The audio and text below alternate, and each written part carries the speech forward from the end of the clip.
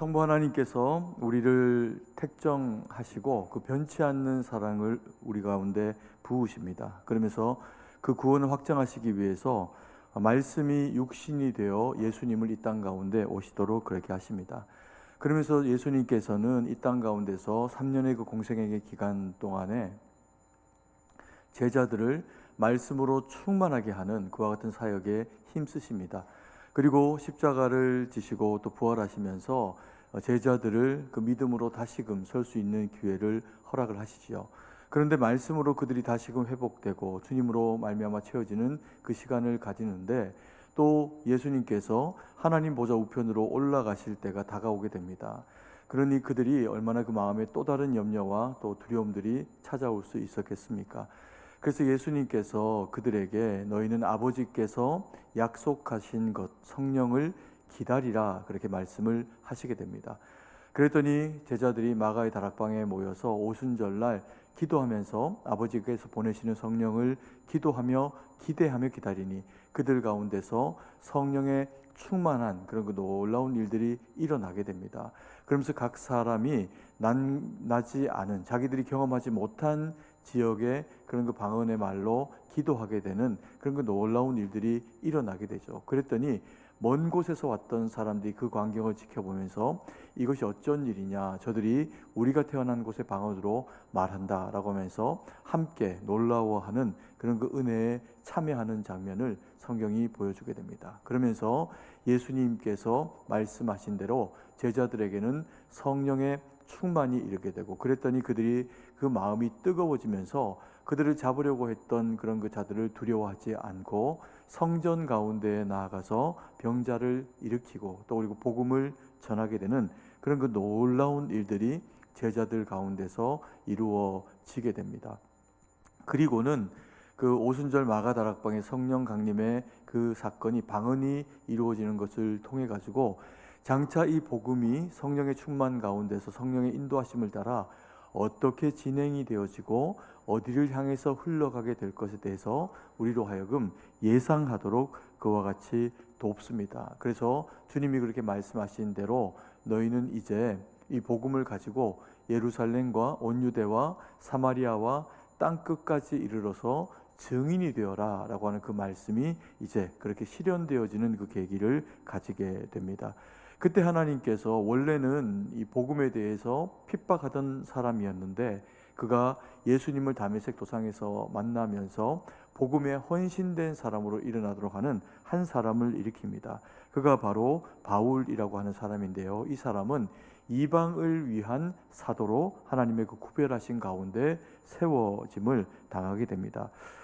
이는 원래 하나님의 말씀을 지키던 그런 그 복음을 지키던 사람들을 핍박하던 그런 그 사람이었지만, 그러나 다메섹 도상에서 예수님을 만나고 난 이후에는 그의 인생이 완전히 바뀌어져서 그가 유대인들에게 뿐만 아니라 이방인들에게도 복음을 전하는 그런 그 일들을 감당을 하게 되죠. 그래서 그 구별된 대로 이방을 위한 그런 그 사도로 세워지면서 이방 땅 가운데 안디옥을 그 출발로 해가지고 복음을 전하게 됩니다. 그러면서 1차 복음 전도를 은혜 가운데 때로 힘든 일들이 있었지만 그럼에도 불구하고 하나님의 은혜 가운데 성공적으로 이 복음의 여정들을 마치게 됩니다. 그리고 바울이 2차 복음을 위한 그런 그 선교 여행을 떠나려고 하는데 문제들이 몇 가지 찾아오게 됩니다. 그 중에 하나가 뭐냐 하면 동역자 바나바와의 갈등하게 되는 일들이 발생을 하게 됩니다. 그 전에 1차 선교 여행 때 마가 요한이 도중에서 돌아가게 되는 일을 기억을 하면서 바울은 이 일이 복음 전하는 일에 방해가 됐다고 생각을 하는 거죠. 그런데 바나바는 자신의 생질이기도 하고 그리고 그가 미숙하여져서 그러한 시간들을 보내게 된 것이니 이와 같이 또 복음으로 견고해지는 시기를 거치게 되면 그도 유능한 하나님의 복음의 사람이 될 것이다 라고 하면서 데리고 가자고 합니다. 그러더니 바울이 그것을 이제 거절을 하게 되면서 두 사람이 꽤나 극심한 그런 그 갈등의 구조를 경험을 하게 된 것 같습니다. 그러면서 바울과 바나바가 갈라지게 되죠. 그리고는 바울이 또 이제 2차 선교 여행을 바나바와 함께 하지 않고 떠나게 됩니다. 그런데 또 문제가 찾아오게 됩니다. 그러면서 이제 복음을 전하는 이런 그 기회를 1차 선교 여행 때 복음을 전했던 그런 그 소아시아의 그런 그 지역들과 또 그 교두보에 해당하는 지역들 가운데서 이렇게 복음을 전하면서 이 복음이 바울이 좀 더 견고하게 그 가운데 세워지기를 소망합니다. 근데 하나님께서 소아시아의 복음을 전하려고 하는 이 바울의 그런 그 결정에 대해서 동의하시지를 않습니다. 복음이 전해지지를 못했던 것 같습니다. 뭐 이런저런 여러 가지 문제들이 그에게 찾아와지면서 복음을 그 땅 가운데서 소아시아 지역 가운데서 전하게 되는 것이 여러 가지 상황에서 어려움에 직면을 하게 된 것 같습니다. 그러면서 바울이 그 마음 가운데서 곤란함, 불편함을 겪게 되죠. 왜 이렇게 하나님께서 내가 복음 전하는 일에 함께 하시지 않으실까? 이런 이제 생각들을 하고 하나님 앞에 기도를 했더니 그 밤에 하나님께서 그에게 새로운 선교지에 대한 말씀을 해주시게 됩니다. 우리가 이제 이것을 이제 본문의 그 말씀을 통해서 그렇게 우리가 경험을 하게 되는데요. 첫 번째로 주님이 환상을 통해서 바울에게 말씀을 하고 계신 것을 보게 됩니다. 16장 9절 말씀인데요. 같이 한번 읽겠습니다. 밤에 환상이 바울에게 보이니 마게도냐 사람 하나가 서서 그에게 청하여 이르되 마게도냐로 건너와서 우리를 도우라 하거늘. 바울은 이 복음 전파와 관련해 가지고 고심하는 시간을 보내게 됩니다. 그래서 하나님 앞에 이제 기도하고 그리고 아마 잠자리에 들게 된 것 같습니다. 그랬더니 성경에서는 환상이라고 이렇게 표현이 되어져 있는데 바울이 꿈을 꾸게 됩니다. 근데 여러분 우리가 꿈과 환상을 어떻게 구분을 하게 될까요? 꿈은 내용이 사실은 뭐 그렇게 중요하지를 않습니다. 꿈은 그 내용하고는 특별히 개연성이 없어가지고 이 꿈을 꾸고 난 이후에 꼭 굳이 사실은 기억을 하지 않아도 됩니다. 그런데 또 때로는 꿈이 너무 생생하기도 하고 좀 이제 이게 의미 있는 꿈인가 이런 생각을 하게 되는 경우들이 있죠. 그런 꿈들 중에는 어떤 꿈이 있을 수 있을까요? 집에 막 불이 나는 꿈, 혹은 또 꿈에 큰 돼지가 품에 안긴 겁니다. 그러면 어떻게 할까요? 복권을 사고 싶은 그런 그 마음이 생기기도 하겠죠. 사람들이 그렇게 많이 이야기를 하니까. 그래서 이제 돼지 꿈을 꾸거나 이러면 복권을 사기도 합니다. 그런데 이 돼지 꿈하고 복권이 정말 무슨 상관인지는 잘 모르겠습니다. 그리고 또 때로는 꿈이 어떤 현실의 내용들과는 큰 개연성이 없을 수도 있지만 경우에 따라서는 참 예쁜 꿈을 꾸는 경우들이 있습니다. 너무나도 탐스럽게 큰 보름달처럼 큰 사과나 복숭아나 이런 과일을 이제 보기도 하는 그런 꿈을 꾸기도 하고 너무 이제 이 큰 짐승이 이렇게 가슴으로 확 파고드는 것처럼 덤벼드는 이제 그런 꿈을 꾸기도 합니다.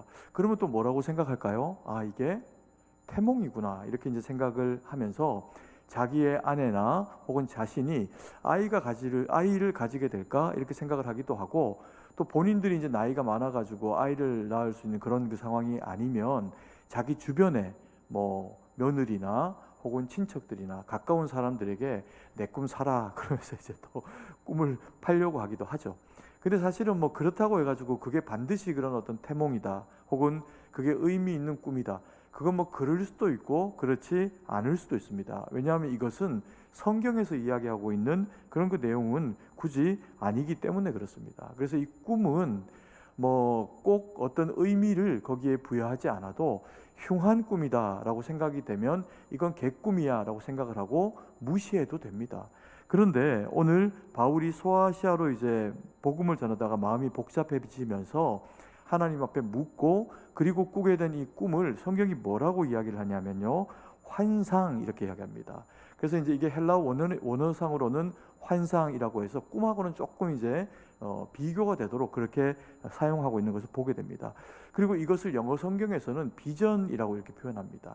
비전이 뭔가요? 비전은 하나님이 그 눈을 열어서 우리로 하여금 보여주시는 것. 그래서 우리가 단순히 어떤 그 꿈이 아니라 하나님이 하실 일을 우리 가운데 알게 하셔서 보이시는 것, 이것을 이제 비전 또 환상, 성경은 그렇게 이야기를 하고 있다는 겁니다. 그러면서 이 하나님이 바울에게 그러면 보여주신 이 환상은 어떤 내용의 그런 그 꿈이었을까요? 그리고 바울은 이것을 왜 의미 있다라고 그렇게 받아들이게 되었을까요? 그리스도인이 꿈을 꾸게 될 때 이 꿈이 이게 개꿈인가 혹은 아니면 정말 하나님이 우리에게 상징적으로 보여주시는 어떤 의미 있는 장면들인가 환상인가, 이것을 구별하는 그 시금석이 있습니다. 그것은 다른 게 아니고요, 바로 말씀입니다. 우리가 아무리 놀라운 꿈, 뭐 대단한 그런 그 꿈을 잠을 자다가 꿨다고 하더라도 그것이 그저 한낱 그냥 꿈에 불과한 그런 그 의미 없는 것일 수도 있고, 또 때로는 하나님이 우리에게 어떤 징조로 알게 하시는 것으로 꿈을 꾸게 하시는 그런 그 경우들이 있을 수 있습니다. 그런데 그것을 어떤 경우에 그러면 하나님이 주시는 꿈으로 이것을 해석을 해야 될까? 하나님의 말씀으로 해석해서 해석되어지는 꿈이면 이것이 하나님이 우리에게 주시는 말씀 혹은 음성이 될 수가 있다는 겁니다. 바울이 어떤 꿈을 꿨습니까? 그가 그 꿈에 소아시아에서 복음 전하는 것이 아무래도 막 너무나도 힘겹고 마음이 부대꼈을 겁니다. 그래서 기도하고 꿈을 꿨더니 잤더니 하나님이 꿈을 주시는데, 마게도냐에서 한 사람이 손을 뻗어갖고 그에게 손짓을 하면서 건너와서 우리를 도우라라고 이렇게 이야기를 하는 겁니다. 이 꿈을 꾸고 나서 그냥 바울이 신기하다, 내가 왜 이런 꿈을 꿨을까, 이렇게 생각하고 큰 의미를 부여하지 않을 수도 있겠죠. 그런데 이게 놀랍게도 바울이 자기에게 건너와서 우리를 도우라라고 하는 사람이 마게도냐 사람이다라고 하는 것을 그가 알아봅니다. 뭐 이렇게 가슴에 명찰을 쓰고 마게도냐 이렇게 쓰여 있었는지는 모르지만 어쨌든 저 사람이 마게도냐 사람이구나 라고 하는 것을 꿈속에서 이 환상 가운데 바울이 알아보게 됐다는 거죠. 그러면서 건너와서 우리를 도우라, 이것이 왜 하나님의 말씀이라고 바울이 그렇게 확신을 했을까요? 그리고 그 복음 전도의 거점을 옮기면서 마게도냐로 그렇게 옮기는 실행을 그가 그렇게 감당을 하게 됐을까요? 이건 주님의 말씀이기 때문에 그렇습니다. 예수님께서 이 땅에서 마지막 사역들을 마치고 그의 그 제자들을 말씀으로 충만하게 북돋우시면서 성령을 기다리라 그러시면서 예수님께서 하셨던 말씀이 뭐냐 하면, 예루살렘과 온 유대와 사마리아와 어디 땅끝까지 이르러 내 무엇이 되어라? 증인이 되어라, 이렇게 말씀을 하셨습니다. 이 말씀을 그리스도 예수를 믿는 모든 제자들과 그리고 또 그들을 통해서 영향을 받은 모든 그리스도인들은 마음에 새기게 되죠. 그래서 이것은 뭐 누구 어떤 특정한 대상에게만 주어지는 것이 아니라 그리스도의 제자가 되어서 그리스도인 된 모든 주의 백성들은 이 사명을 마음에 가지고 들어서 알고 있게 된 내용입니다. 왜냐하면 마지막 주님의 명령이기 때문에 그렇죠. 그래서 바울이 이 꿈을 꾸고 나서 이것을 해석을 합니다. 어떻게 해석했을까요? 마게도냐에서 나를 오라고 손짓을 하는 겁니다. 그리고 와서 자신들을 도와달라 이렇게 이제 요청을 하고 있는 모습을 보게 된 거죠. 바울이 소아시아에서도 복음을 전하려고 합니다. 그리고 거기에 교회를 온전히 하고 또 그리고 복음을 이미 알고 있던 사람들을 말씀으로 한 번 더 세울 뿐만 아니라 그 주변에 또 바울이 이전에 미처 복음을 전하지 못했던 지역들을 돌아보면서 이 소아시아 지역을 하나님의 말씀과 뜻 가운데 든든히 세워내려고 바울이 그와 같은 계획과 뜻을 가졌을 겁니다. 근데 하나님이 그 계획을 들어주시지 않는 겁니다. 사람이 그 계획을 세울지라도 그 길을 인도하시는 일은 여호와시라라고 말씀하시면서 하나님께서 바울의 계획에 당장은 동의를 하지 않습니다. 그러면 이 마게도냐를 이제 가게 되면 이 소아시아는 어떻게 되냐? 이미 그 지역 가운데 교회가 회당을 통해서 또 복음을 통해 가지고 세워져 있어서 복음을 받은 사람들이 그 지역을 책임지면서 또 이제 교회를 든든히 해가야 하는 그 책임이 그들에게 남게 되겠죠. 그러면서 바울은 그 지역을 지나 가지고 더 복음으로 나가야 될 땅끝을 향해서 나가라는 겁니다.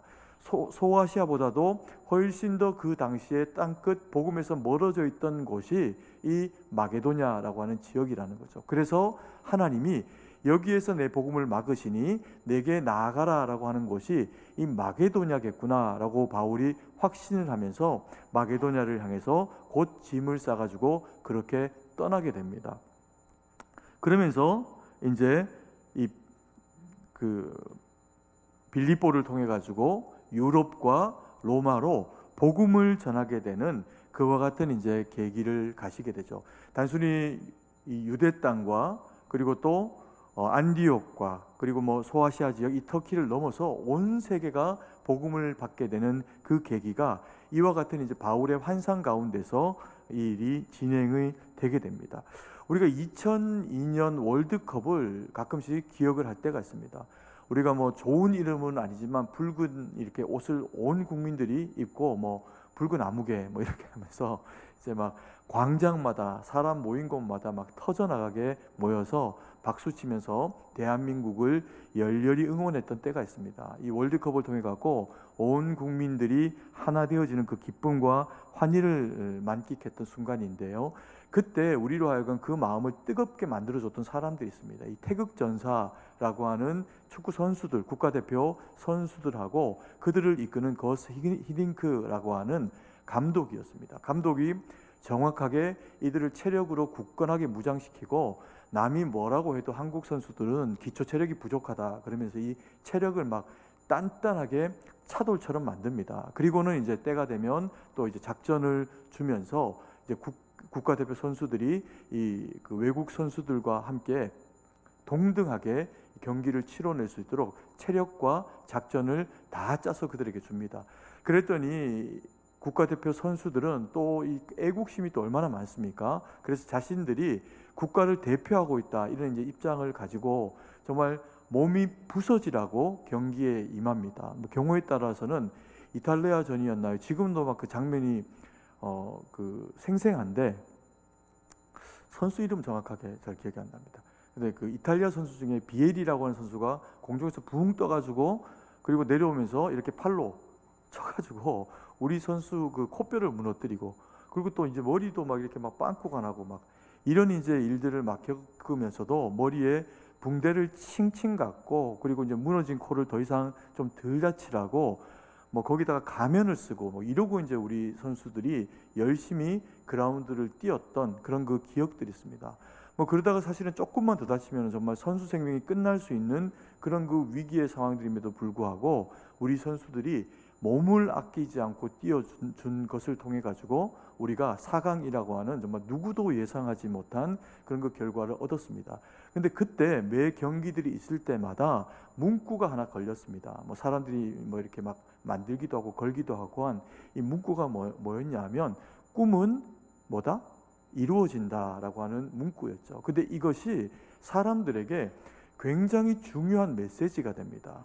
그러면서 이 우리 국민들이 우리가 정말 축구로 4강에 혹 들어갈 수도 있겠구나라고 하는 이런 생각을 할 수 있도록 그 선수들이 최선을 다해서 그 경기를 치러주는 모습을 통해 갖고 사람들이 그 마음의 꿈을 꾸게 되죠. 그리고는 정말 놀랍게도 대한민국이 이 4강에 들어가게 되는 그런 이제 결과를 가지게 됩니다.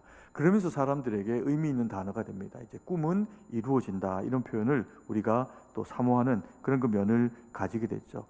여러분 꿈과 환상은 사실은 뭐 꿈의 내용도 중요하지만 꿈은 누가 꾸는가 하는 것이 중요합니다.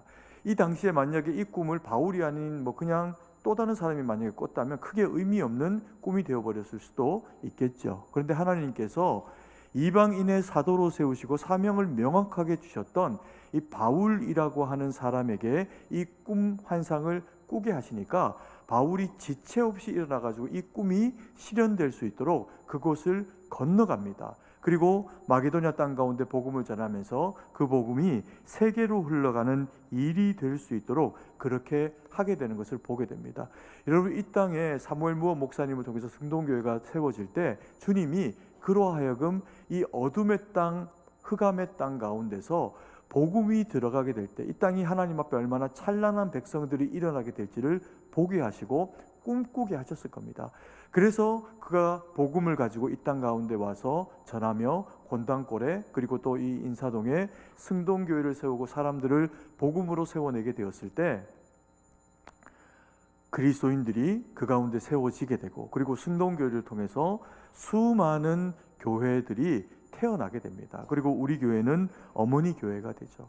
꿈은 누가 꾸느냐가 중요합니다. 그래서 꿈은 아무에게나 주면 아무리 귀한 꿈인데도 그게 정말 개꿈이 되어버릴 수 있습니다. 하나님이 꿈은 꿀 줄 아는 자, 꿈을 꾸는 자, 그리고 또 해석해서 그것이 의미가 되어서 어떤 하나님의 계획과 뜻이 되기를 원하는지를 알고 있는 자, 알기 원하는 자에게 그 꿈을 주신다는 겁니다.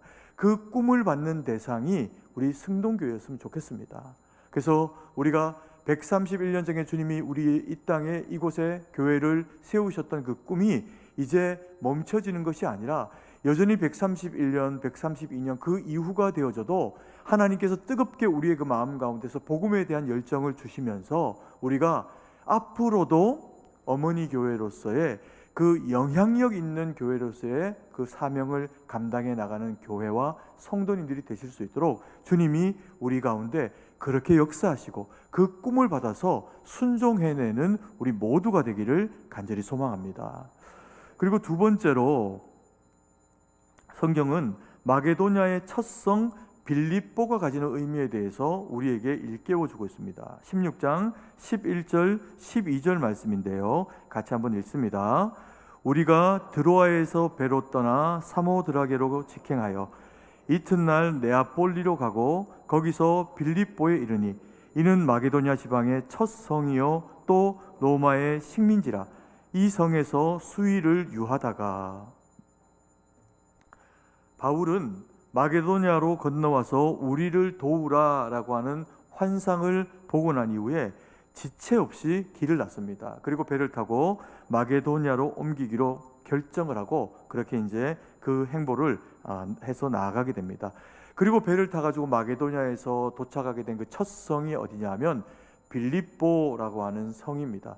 그래서 여기서 이제 이게 첫 성이라고 하는 그 의미가 물론 이제 바울이 이 터키 지역, 소아시아 지역에서 이제 넘어와 가지고 그리고는 마게도냐의 첫 번째 도착한 곳이니 여기가 이제 첫 성이라고 하는 의미도 있지만 그것 이외에도 이 빌립보가 가지고 있는 지역이 가지는 의미, 첫 성으로서의 의미는 훨씬 더 영향력 있는 의미를 가지고 있습니다.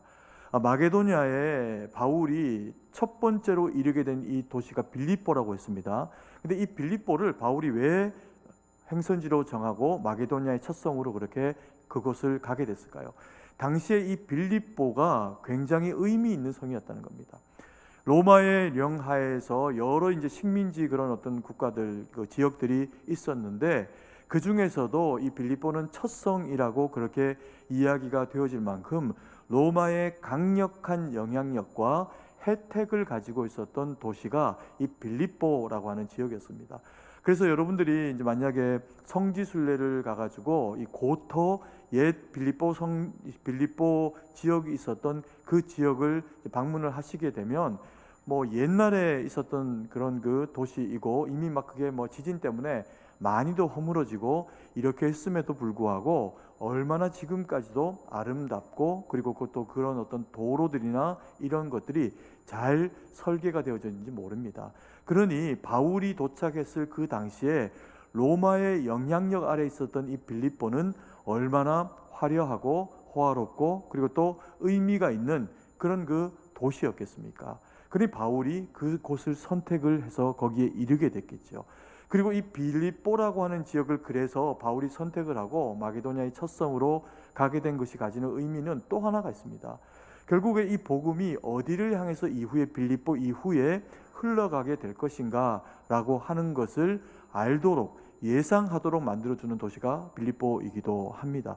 이 빌립보의 복음이 이르게 된 것을 인해 가지고 복음은요 크게 두 갈래로 이제 그 이후에 진척이 되게 됩니다. 하나는 뭐냐 하면 바울이 결국에는 3차 그리고 그 이후에 감옥으로 또 이렇게 옮겨지게 되면서 바울은 로마를 향해서 복음을 들고 가야겠다라고 하는 계획을 가지게 됩니다.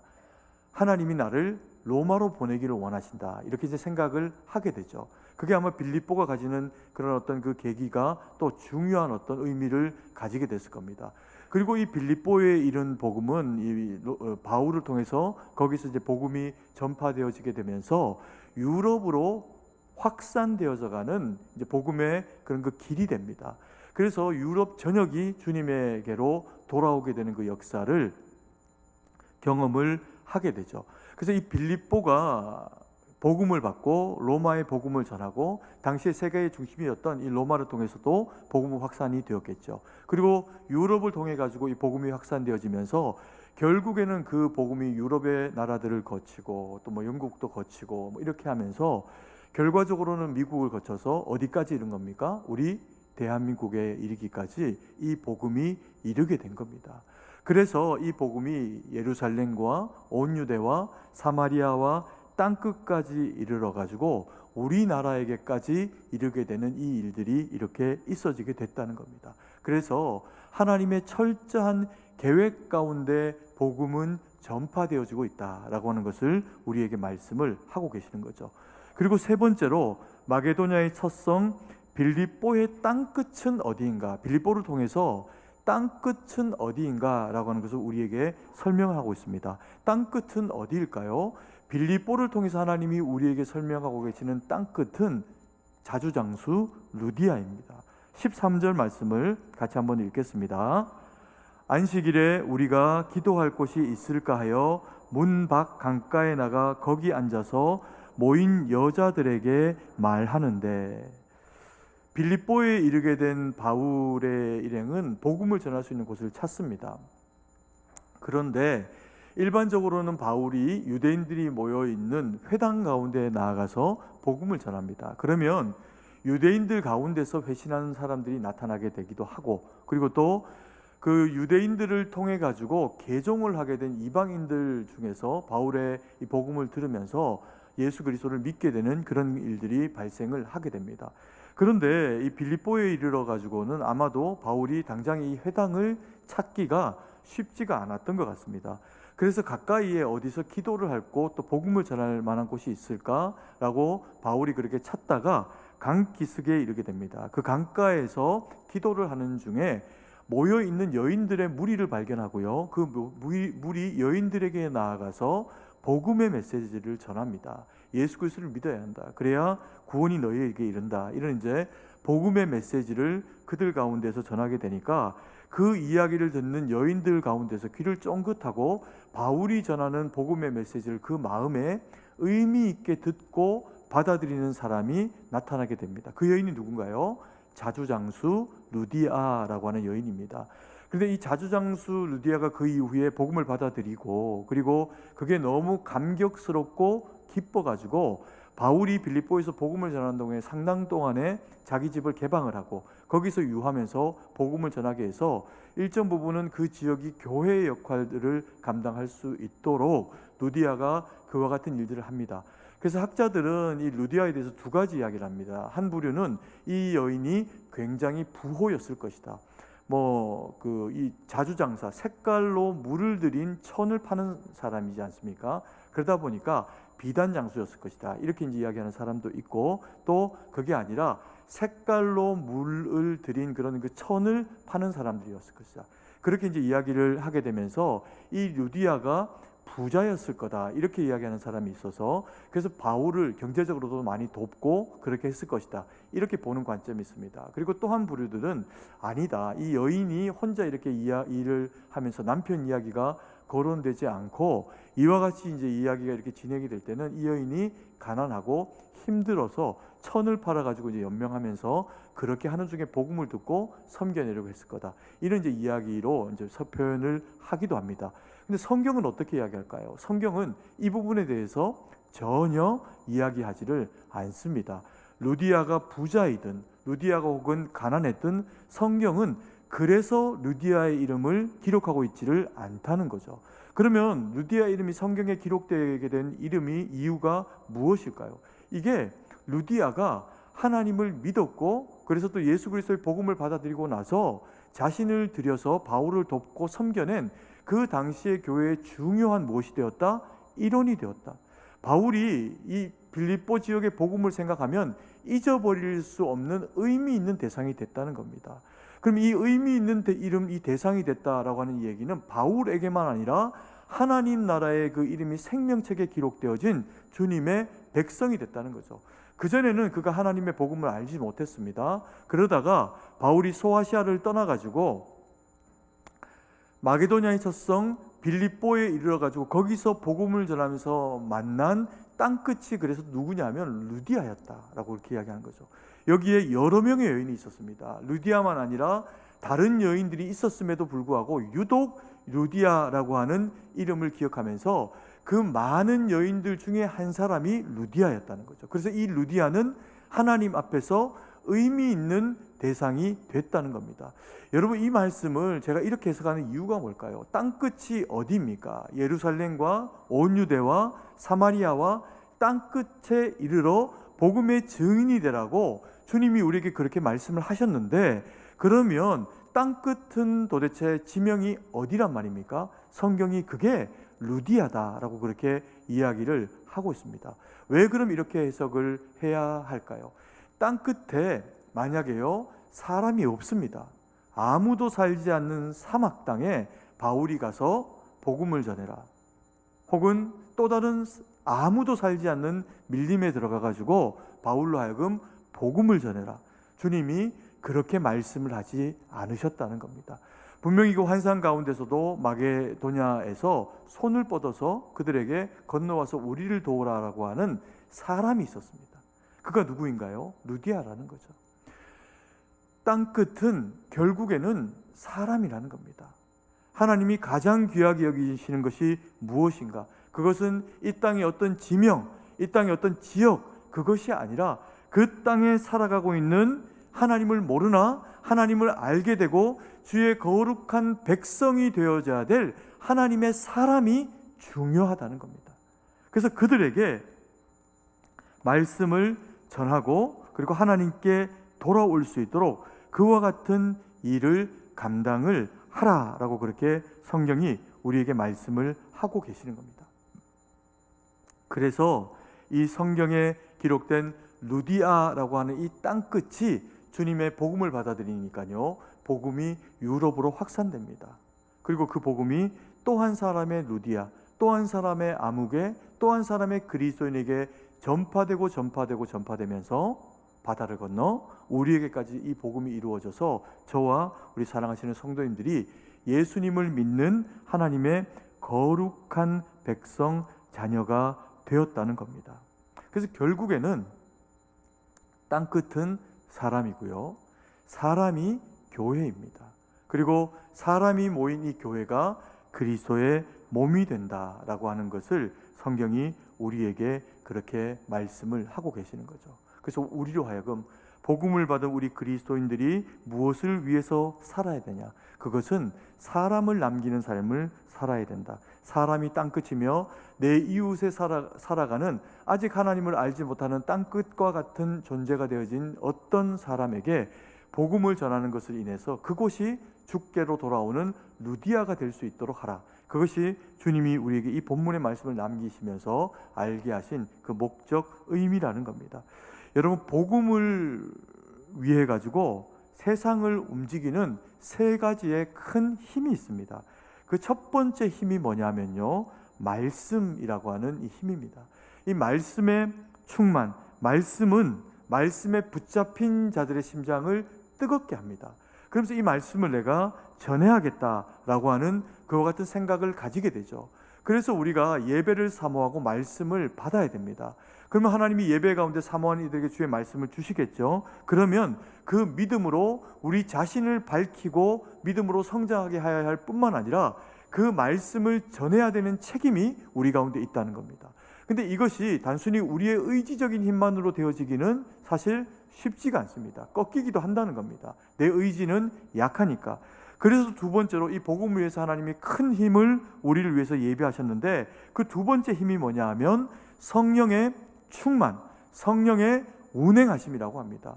그래서 우리가 기도하며 말씀 받은 이 말씀을 주님 앞에 믿음으로 살아낼 수 있는 능력을 주십시오. 하나님 앞에 그와 같이 기도하고 구하면 하나님이 우리의 심령을 뜨겁게 하시면서 성령의 충만이 우리 가운데 이루어지게 하신다는 거죠.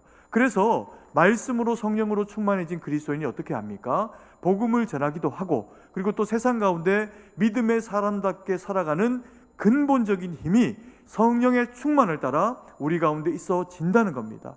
여러분, 6월달 한 달 동안에 우리 교회가 한여름밤의 기도회라고 이제 외부 강사 목사님들 좋은 분들을 모시고 말씀을 듣고 집중해서 하나님 앞에 기도하는 시간을 가집니다. 우리가 지난주에도 귀한 목사님이 오셔가지고, 어제입니다. 어제 이제 복음을 또 그렇게 이제 전에 복음의 말씀을 주셔서 말씀을 듣고 우리 성도님들이, 모임분들이 얼마나 뜨겁게 하나님 앞에 간절히 기도했는지 모릅니다. 분명히 성령 하나님이 그 자리에 함께 하셨고 역사하셨습니다. 그래서 우리 성도님들이 이제 다음 주 오는 주부터 있는 이 금요 기도에도 멀어도 오셔야 됩니다. 잔치 베풀고 거기 하나님이 은혜로 역사하시겠다고 약속을 하셨는데 안 오면 못 누립니다. 안 오면 못 받습니다. 그래서 우리 성도님들이 꼭 이 기도의 시간에 나오셔야 되고요. 그리고 또 하나는 아이들 꼭 데리고 나오셔야 됩니다. 여러분들이 지금 이 자리에 앉아서 예배자가 되고 주님의 일꾼이 된 이유가 무엇이냐면, 어린 시절에 우리가 부모님 따라가지고 교회에 왔다가, 그리고 부흥에 참석하고 기도에 참석하고 내가 안 드려도 되는 어른 예배 참석하고 하다가 깊이 하나님의 말씀을 경험하고 그리고 기도하는 중에 성령의 은혜를 경험하면서 맛보아 알게 되니 이것을 포기할 수 없어서 그때부터 은혜 받고 하나님의 일꾼 된 분들이 여러분들이세요. 근데 우리가 세상에 살아가면서 우리 자녀들에게 이 은혜를 경험할 수 있는 기회를 잘 안 줍니다. 그들이 바쁘기 때문에, 그들이 공부해야 되기 때문에, 학원 가야 되기 때문에. 이유는 수많이 많을 수 있습니다. 그런데 그러다가 주님을 저버리거나 하나님을 알지 못하는 세대가 되어져 가지고,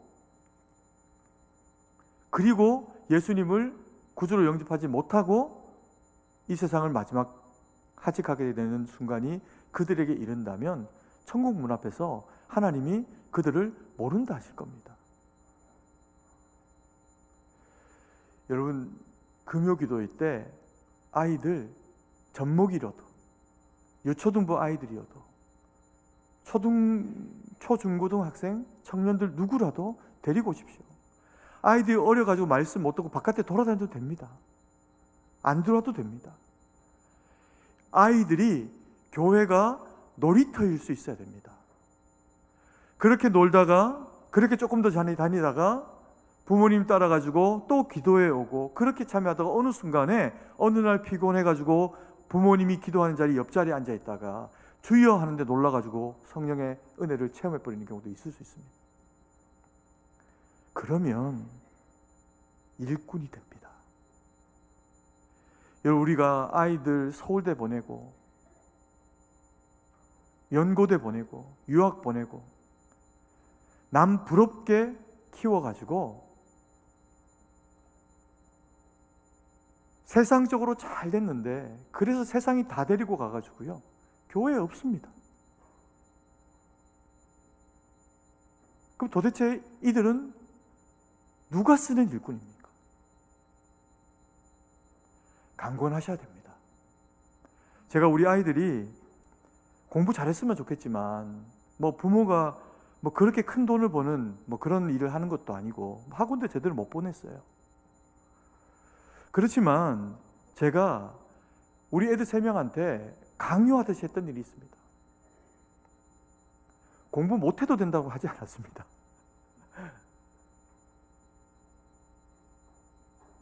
금요일 날 기도의 시간에 꼭 나와라. 하나님이 너희들의 기도를 들으시고, 아빠도 그랬다. 내 기도하던 것들을 하나님이 다 들으시면서 내가 하나님 앞에 기도했던 것들은 내 손이 다 쥐어져 있더라. 시간이 지나고 나니까. 하나님이 너희를 들어 쓰실 거야. 꼭 금요 기도에 참석해라. 고맙게 아직까지는 참석하고 있습니다. 첫째 딸은 이제 군에 가버려가지고, 진주로 군에 가버려가지고 못 오지만, 아들들은 아직까지 고등학생들인데 나와주고 있습니다. 저는 이 아이들이 세상적으로도 잘 됐으면 좋겠습니다. 솔직히 압인데. 그러나 그것보다 더 훨씬 더 중요하게 의미 있게 그들이 잘 되었으면 좋겠는 것은 하나님 안에서 잘 됐으면 좋겠습니다. 아멘이십니까? 우리 자녀들이 하나님 안에서 잘 될 수 있게 도와주십시오. 그것을 하실 수 있는 분들은 우리 믿음의 부모님들, 우리 성도님들밖에 없습니다. 그러면요, 세 번째 복음의 힘이 되어 주시는 누굽니까? 아버지 하나님이 그의 그 의지적인 사랑, 주권적인 사랑으로 인치고 너는 내 것이다 말씀하십니다. 그리고 평생에 주님이 들어 쓰시는 일꾼으로 교회에서 그리고 세상 가운데서 의미 있는 하나님의 백성으로 쓰임 받도록 그렇게 하실 겁니다. 여러분, 주님은 지금도 한 루디아를 찾고 있습니다. 우리 승동교회가 그 루디아를 찾아서 하나님 앞에 올려드리는 바울과 같은 교회 됐으면 좋겠습니다. 우리 승동교회는 복음으로 말미암아, 믿음으로 말미암아, 기도로 말미암아 이기는 교회, 승동교회지 않습니까? 우리 주님이 우리를 여전히 131년을 넘어가지고 의미 있게 우리를 사용하시는 그 길은 다른 게 아닙니다. 우리가 복음에 깨어서 주의 말씀 붙잡고 주님의 뜻 가운데 쓰임 받기 위해서 복음으로, 선교로 주의 사명을 감당해 낼 때 주님이 우리 승동교회가 더욱이 아름답게 하나님 앞에 쓰임 받는 믿음의 교회, 이기는 교회 되도록 우리 가운데 그렇게 함께 하실 겁니다. 그 주님 붙잡고 주님 영광 돌리는 우리 모두가 되기를 간절히 소망합니다. 기도드리겠습니다. 사랑의 아버지 하나님, 은혜와 사랑을 감사드립니다. 오늘도 말씀 주시고 우리가 주의 뜻 가운데 바로 설 수 있도록 인도해 주시니 감사드립니다. 우리를 택정하신 주의 그 사랑이 예수 그리스도 생명의 말씀의 능력을 통해서 우리에게 썩지 아니할 씨로 성령의 충만 가운데 구속되어진 믿음의 백성 우리가 되게 하셨사오니 아버지, 우리가 주의 말씀 붙잡고 복음 전하며 아버지 하나는 또 다른 땅끝 루디아를 주 앞에 구속하며 하나님 영광 돌리는 일꾼들로 세워질 수 있도록 하나님 우리 가운데 함께하여 주시옵소서. 아버지여, 우리의 성도들 가운데, 연약한 지체들 가운데 주의 능력으로 함께 하셔서 늘 복음으로 충만하게 하시고 아버지 하나님, 복음 전하는 그 사명이 그 마음 가운데서 끊이지 않고 일어나서 참으로 주님 앞에 쓰임받는 세대 우리 모두가 될 수 있도록 역사하여 주시옵소서. 주님께 모든 것을 의지하고 감사드리며 살아계신 주 예수님 이름으로 기도드립니다. 아멘.